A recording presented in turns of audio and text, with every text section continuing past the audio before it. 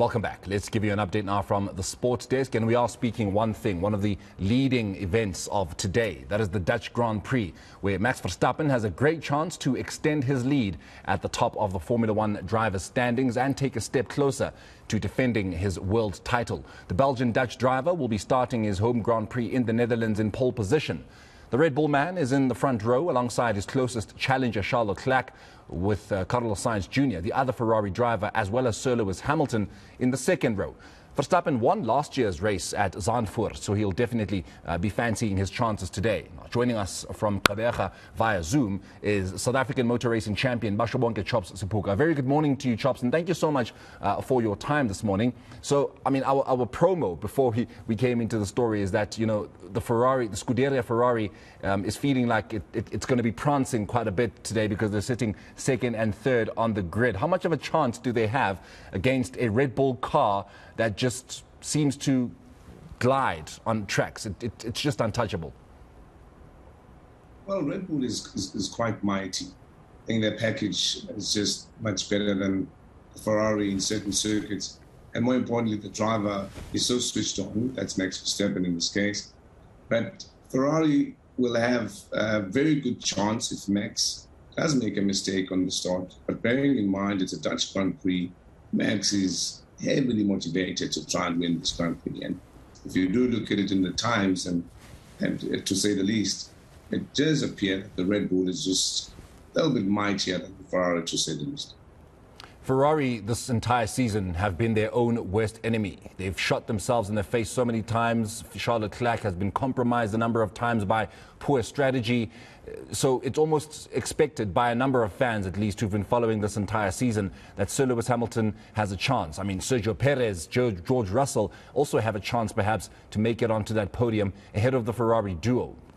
Do you see the same? Do you see the same outcome?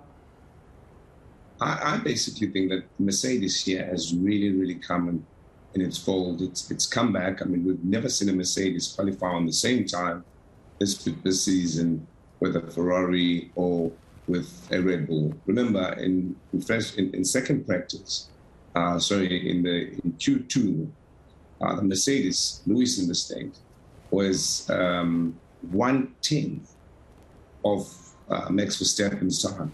So no one really knows what would have happened if Perez had not spent in that last sector on the Q3. So you've got to say a big thumbs up to Mercedes. They've done a stunning job. And I think here they are going to really finish in the podium. Their operating window has really turned out very well.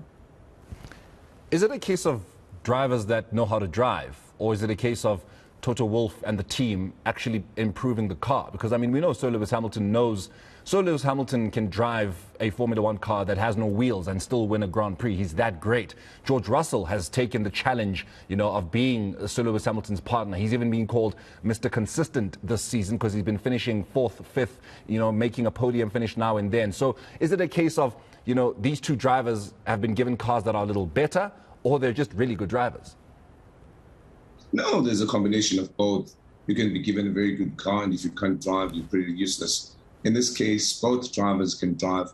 I think I must add the fact that the reason why George Russell has always been a little bit consistent than Lewis Hamilton. Remember, Lewis Hamilton has had 7 years of experience in a winning car, very mighty package. And in this instance, what has happened with George Russell, he comes from Williams, an undrivable car, and he comes and drives a Mercedes that's mightily drivable. So that works to his advantage. So Lewis is never used to hustling a car. He's used to hustling a car that he can drive. And in this instance, he's had to sharpen his ability in terms of honing back his skill in trying to search more and dig more out of the car. But the mechanics, the engineers, and everybody, including Toto Wolff, are clearly on a very clear path now on what they want to do. And this circuit is not really a power-hungry circuit, but it's good chances that Mercedes would finish up in the podium. I can expect a safety car, and perhaps Max will be under enormous amount of pressure in his own Grand Prix and makes a mistake, and the Mercedes might come through. He's leading, is Max Verstappen, his teammate Sergio Perez, by about 97, I think, 97 points. 98 points. In fact, it's just over 90 points almost 100 points. That is leading Max Verstappen at the top of the driver's standings. We are into the second half of the season because we've come back from the winter break. Is it safe to say that this is his title? It is. It is indeed. I mean, if you look at how Max Verstappen is able to dial into the car, you look at the steering inputs when they come into corners from the apex to exit. Max just makes one turn on the wheel. Sergio probably has got a bit of a geometrical setup issues where he can't really make the car work smoothly. And in this particular Grand Prix, we could see through practice, so on and so forth, he had a very happy back. So the car was oversteering most of the time. So on any given day, if you look at Max data overlay over Sergio, he's almost 8/10 quicker, to say the least. So he's in there in the right car, and it just so happens that it must be a very, very good day for him to be able to dial into the car and start winning a Grand Prix or finishing the podium for that matter. Chops, I can't let you go without asking you this. And I'm asking on behalf of my colleague Faith Mangope and a number of South Africans. They are upset because they are hearing that Kyalami will actually not be hosting a South African Grand Prix, that the FIA, Formula One, will not be coming here with their Grand Prix, that Stefanos, of course, the Formula One CEO, Dominikalis, who was here after the Azerbaijan Grand Prix, gave us all this hope, made us believe that Kyalami will once again, after the 1993 Grand Prix, host another one, and yet we are being told that you're not going to get anything in 2023, and you most likely won't get anything in 2024, or if ever. What are your thoughts? Do you think we are going to get a Grand Prix? Do you still have that hope? I think if we work hard on it, we'll definitely get a Grand Prix. Remember, it's this issue of a Grand Prix has just come up on the last moment as far as I'm concerned. There have been talks. Remember, so one of the FIA dinners was hosted in, I think 2 years back or a year back, was hosted in Sun City. And I think that's where those talks started. But the two stakeholders that are quite important is the hosting nation and government and everybody that's involved.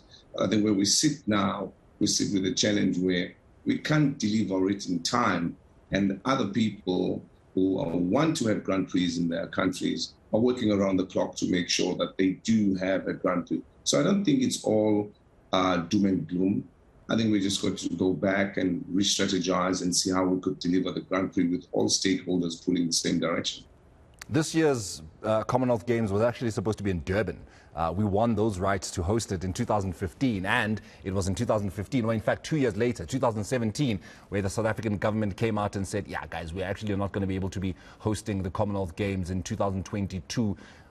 Is the government holding these major sports events from South Africans? Are they the worst enemy in their own little story here? Any sport at that level, government and its stakeholders need to be involved. But I sometimes think this thing falls in the lap of people who do not understand the sheer magnitude and scale and size of what it can do for a nation. They only see it on TV, and sometimes if they do attend such big sporting events, they don't have the behind-the-scenes aspect of what turns them to a success and what they become. So our country is faced with a lot of complexities of, if you want to say, inequality and strikes and riots and all that stuff. And it's also becoming a country that's deemed to be unsafe. So one has to ask himself, do we really want these things, or we're just playing the monkey? But having said that, I just think we need more people to steer these discussions in the right direction to ensure that they happen to the best of what we want to do as a country or as a nation.